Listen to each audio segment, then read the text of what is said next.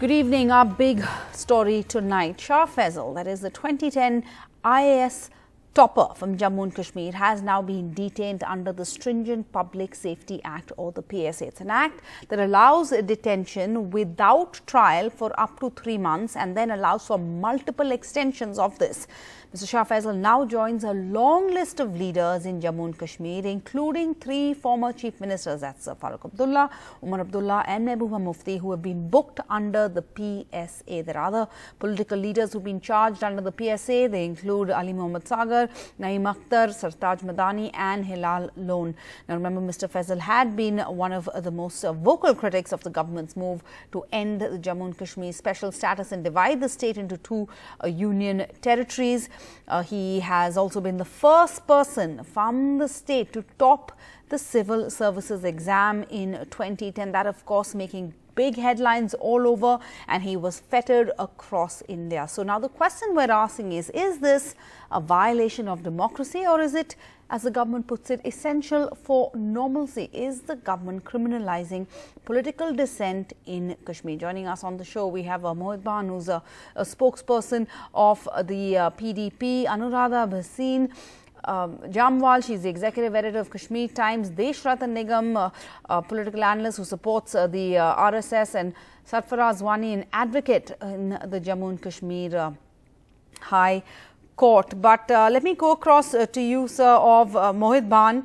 First and foremost, even as the Supreme Court is hearing a petition challenging the detention of the former Chief Minister Omar Abdullah under the PSA, and we're hearing reports that Mehbooba Mufti is also going to be petitioning the court, the government has gone ahead with this move. Your reaction?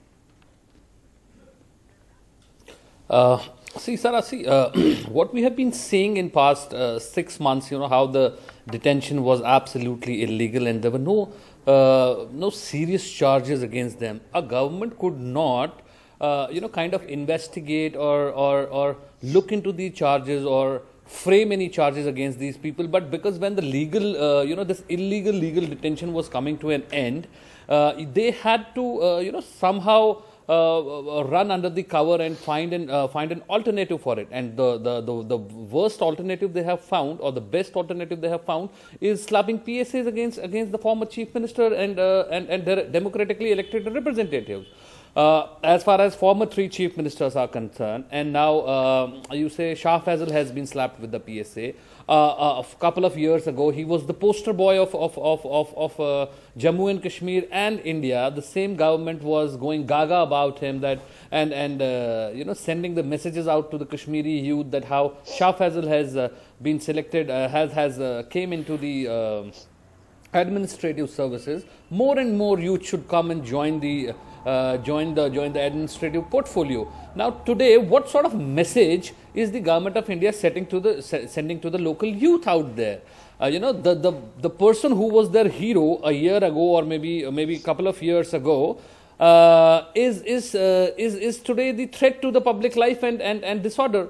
Just because the leaders like Mehbooba Mufti, or maybe Omar Abdullah or Shah Faesal or XYZ has the ability to talk on behalf of people, has the ability to write, has the ability to put across a point or to question the policies of government, they have become the threat to the public life. It's absolutely bizarre.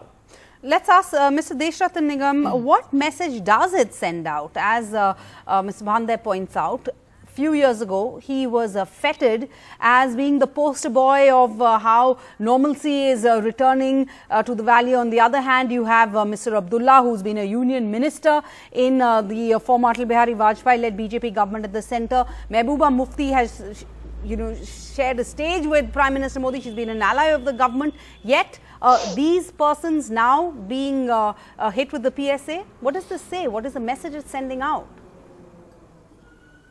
See, I have already discussed on your channel about Omar Abdullah, Farooq Abdullah and Mehbooba Mufti. And certainly I've also put it in domain, some of them called India as occupational force, if 370 goes. And Mehbooba Mufti did talk about violence, a lot of violence that would take place in Azadi and things like that. Let me concentrate on Shah Faesal. Shah Faesal, yes, he was a poster boy, but he lost his way.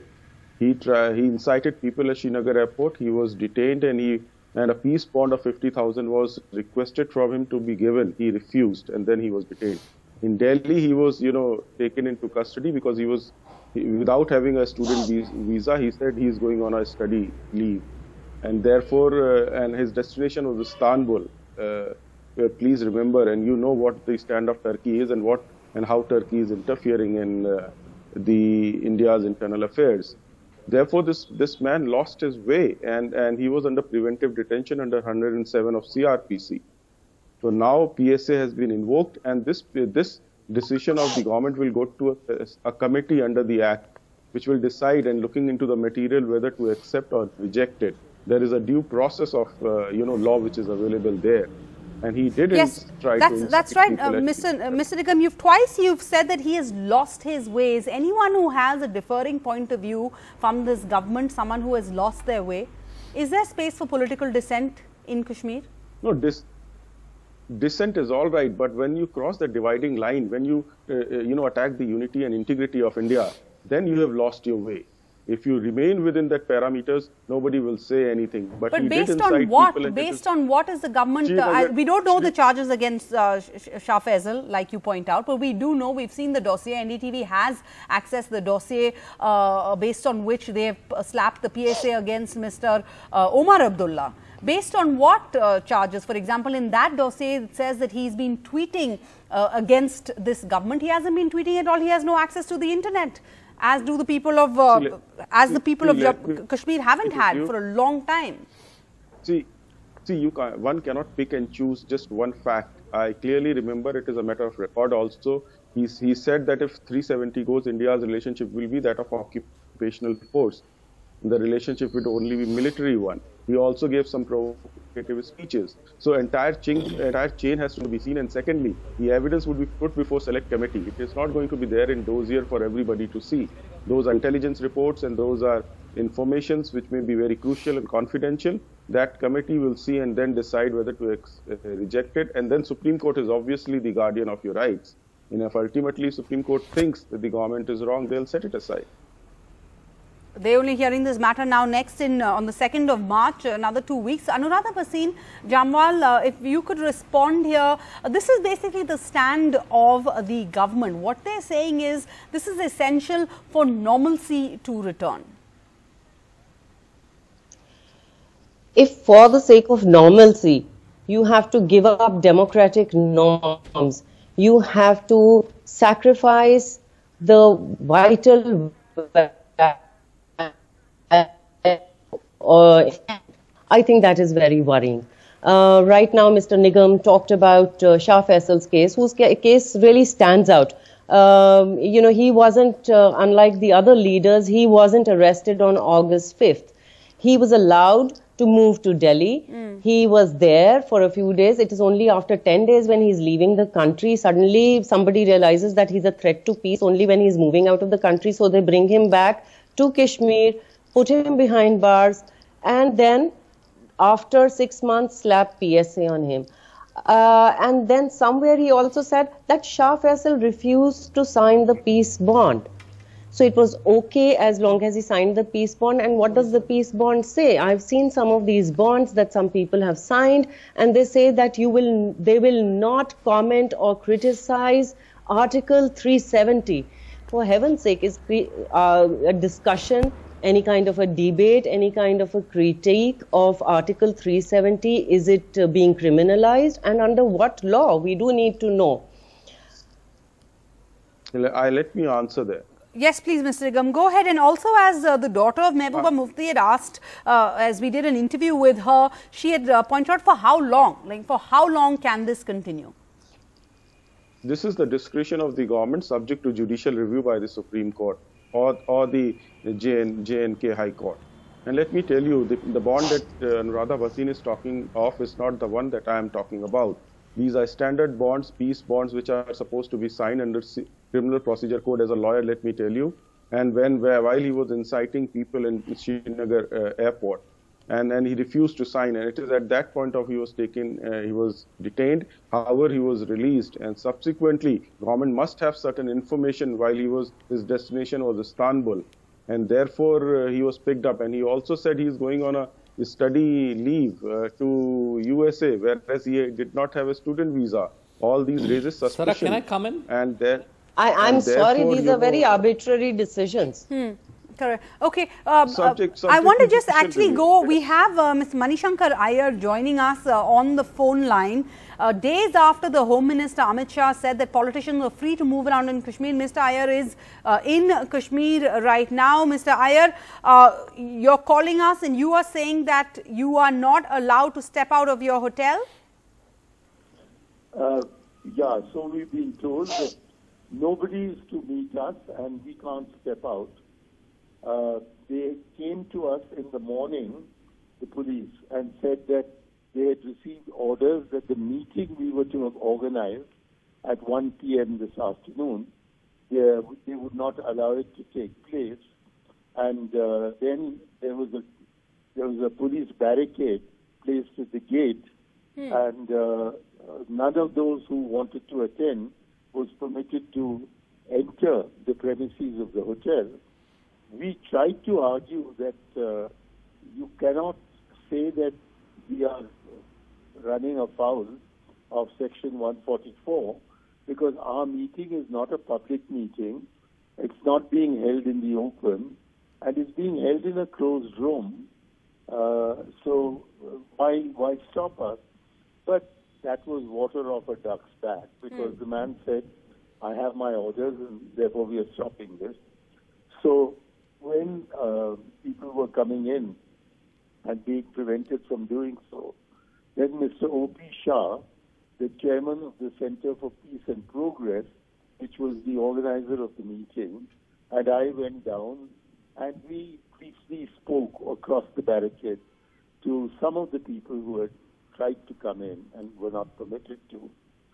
But my own feeling is that today's papers tell me that some of the envoys who came yesterday to Srinagar have gone back and said something to the effect that they've seen some normalcy being restored. But if this is normalcy, then I'd like to know what is meant by abnormal. And well, that is a defense that this government will be giving, that this is the second batch of envoys who've actually visited in a month. But Mr. Manishankar Iyer, I just want to probe a little further on what you're raising, because in the past this has become a case of, he says, she says, because the Home Minister had said in the past that the former Chief Minister Farooq Abdullah was never under house arrest. He said that he was there of his own free will. So describe to us, when you say you're not being able physically to step out to attend your meetings, what exactly happened? How have you been physically prevented?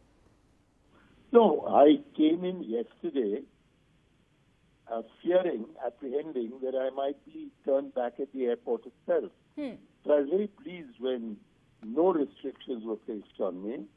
And during the course of yesterday, I did visit Muzaffar Shah, the grandson of Sheikh Abdullah, and he is a relative of Dr. Farooq Abdullah.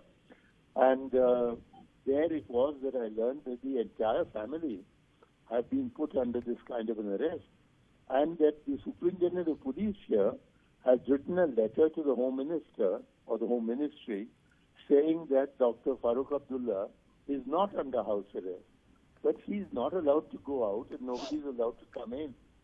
So it is house arrest without calling it that.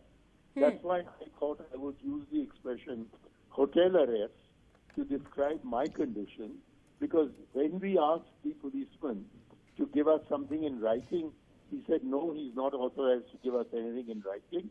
He wouldn't give us the telephone numbers of any senior person whom we could call to find out. So it is, in effect, physically, they are stopping people from meeting us, and physically, they are, well, if we tried to cross this border, this barricade, we would be stopped. And tomorrow, I'm told, when we are returning to Delhi, that they are going to escort us to the airport in order to ensure that we don't get diverted on the way. All right, thank you, Mr. So the situation is certainly abnormal. Otherwise, why take these measures for people who don't really matter. I mean, do you really think Mufti Shah matters? Anuradha Bhasin Jamal, are you surprised on hearing of Mr. Manishankar Iyer's experience, what he's describing right now? Because the Home Minister has said many times over, normalcy has returned. Few days ago, he said anybody is free to go. We give them permission, which of course other politicians have pointed out that you don't need permission of the Home Minister to visit Jammu and Kashmir if things were normal. Are you surprised by what you're hearing? No, I'm not surprised because we've been watching what is happening, not just in the last 6 months, but even before that. Kashmir has never really been normal for many, many years. But right now, in the last 6 months, the kind of low we've seen in the breakdown of civil liberties, in the breakdown of any kind of normal life, I think this is extremely severe and something unprecedented. What Mr. Manishankar Iyer talked about, I heard about it in this afternoon, and I'm not surprised. I'm not surprised because we've learned in the last 6 months the way, certain actions have been taken and how the government is responding to the people, the kind of arbitrary actions that are being taken. There are certainly double standards. While the envoys, what I heard, one of the police officers said that these people cannot hold a meeting because Section 144 is in place. Whereas 2 days ago, a group of foreign envoys was brought in and, they held meetings with several delegations. At that time, there was no Section 144. So whatever goes, the government is so paranoid right now, whatever they feel that would be a little critical of the government's moves, they do not want to tolerate it. And this is the message that is going down.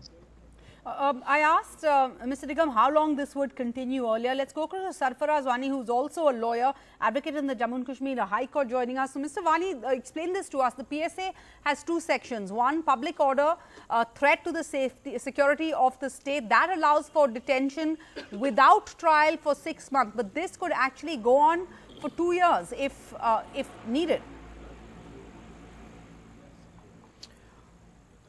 Well, before going to the actual question, the decision of today slapping PSA against Shah Faesal is a big jolt to mainstream politics. Why? Because first, when Dr. Shah Faesal decided to join politics, there was apprehension that he might be joining, there was apprehension from certain quarters that he might be joining against mainstream. But as I quote him, I still remember what he said, that I am somebody from the mainstream and I am joining the mainstream. So now this is a big jolt to all the people who want to join mainstream politics, because if this can happen with somebody who has been a topper, who has been somebody which the whole mainstream politics has been given examples about, now tomorrow this can happen with anyone. Second part is the PSA part. To me as a lawyer, this is so vague, this decision of slapping PSA and the dossier. The dossiers are so vague that I personally believe that these people who have drafted these dossiers need to go back to the law school. Why? Because firstly, I will quote certain instances. I have not gone through the dossier of Mr. Shah Faesal because I could not access it. But I went through the dossiers of Omar Abdullah and Ali Sagar. So what is pertinent to mention here is what the dossiers have mentioned. The dossier of Omar Abdullah has mentioned that he was instrumental in making people to vote, and Ali Sagar the same point, that he was instrumental in making people to vote during boycott. So today the definition of criminality has changed for us. Now somebody who makes people to vote during boycott is a threat. Correct. So this is something which is so vague that for me this is prima facie this can be struck down by the court, because the second aspect of it is that it will have ramifications. It is detrimental in a sense that tomorrow if elections happen in J&K and somebody will mobilize people to vote, he will fare because of the fact that tomorrow the same reason may be used to level PSA against him. So to me, okay, this whole the mannerism since you mentioned elections, the fact is that we have Panchayat polls coming up in March. How much of an exercise is this really going to be if all these senior 8 mainstream politicians now slapped with the PSA? We have Hasnain Masoodi. Can you respond on that? of the Yes. MC? Yes, sir. As regards Am I supposed to answer? slapping up, yeah. Hasnain Masoodi, please go ahead, sir. See, yeah, ma'am. See, as regards slapping up preventive detention order on Shah Faesal, I think it is yet another instance of gross misuse of the law. And there is no reason to slap preventive detention order on Shah Faesal. More so when he was used just a year back, he was used as a modeler, and he was used to counter the narrative of alienation, lack of opportunities for youth and all that. And he was projected as someone who can set an example for all others to just emulate him and just follow him. Now in his case also, we should not expect grounds of detention different from the grounds of detention in case of Omar Abdullah and Mehbooba Mufti. Now see, they are now themselves not consistent with the dossier and the grounds of detention, because Home Ministry has distanced itself from the grounds of detention and the dossier. Correct. Even the local administration is kind of, they are distancing, not only distancing, they say regrets and all that. So then who is responsible? Who's taking the dossier onus? is not on. He has, somebody has to take responsibility. Now see, now how can you come? You were all the time there, Mr. Reddy. See, the grounds of detention are insulting to someone who is not, who has, late Mufti Saab, because once they say that daddy's daughter, that means these has insinuation and these are aspersions on the someone who has served the country. And again they refer to Kota Rani, a Hindu queen from Jammu. The Kota has ruled Jammu and Kashmir for more than 200 years. This is a lesson for someone who feel that no, it is just kind of an artificial state. They were together all the time in the history. Now it is also disrespectful to that the queen, and it appears that someone, not a police officer, someone else who is acting behind the scene has drafted this dossier. But I want to give the last word to Mr. Deshat Nigam. With Panchayat polls expected to take place in March, scheduled for March, how seriously can one even take these elections or the outcome of these elections if all the 8 now leaders, mainstream political leaders have been slapped with the PSA? What do these elections even mean? You have put everybody behind the bar. The major political parties are behind Nigam, the bar. please let Mr. Nigam answer. The leaders are behind the bar. Let me be very categorical. The mainstream parties have always boycotted Panchayat elections, and they never boycotted Lok Sabha and state level elections. So let us be very clear about that. They have always been playing Nigam, that is not the politics. correct thing. That's a generalization. You The want last greater elections were boycotted. participation in these Panchayat elections or not, Mr. Nigam? Because the country was not able to do South Kashmir elections for the parliamentary seat. So we feared the threat. That is why the condemnation was there. And that Why is hold elections then? It was not. This is factually wrong. Yeah, All right, let and the Mr. Nigam Constitution respond, please. Gives us the reason. Yeah, Mr. that Nigam, gives us the right the whether Supreme we Court have to Judge participate in the Justice election or not. Chandrachud Please. has said that the blanket labelling of defiance as anti-national or anti-democratic strikes at the heart of the country's commitment to protect constitutional values. Similarly, we're asking again of this government, anybody who doesn't approve of a policy that this government has put into place, does that constitute as dissent? Is there any space for dissent anymore? No, certainly there is, and people have been dissenting. Your channel is the biggest dissenting channel I have noticed. So there is no curbs on you. We're proud to be doing our job, so that's our job as the media, to raise questions. So nobody. Thank you. So nobody is doing anything to you, and therefore in their new leadership is coming up. Is that something that we should be grateful for? That no action has been taken against us? Is the media next? No. It is an illustrative example. That is what my short point was, and therefore I am saying in Panchayat previous also successfully Panchayat elections took place, block level elections also took place successfully, and this will also happen successfully with a huge turnout, and you will see new leadership is coming up. It was a false Anuradha, quick response to you as an editor there participation. To what Mr. Nigam there just is no said. massive participation. That is why you see now 3,000 seats are still vacant in Can Anuradha please get the last word? That is why we are reconducting the elections. We had the Panchayat polls, and these were called the ghost polls because people did not even know the candidates. 2-3 people from the same family contesting from different constituencies, and lot of there wasn't much participation in many areas. It's only in certain pockets that the polling percentage went up, and when you see collectively Jammu and Kashmir polling percentage, then it may not look that dismal.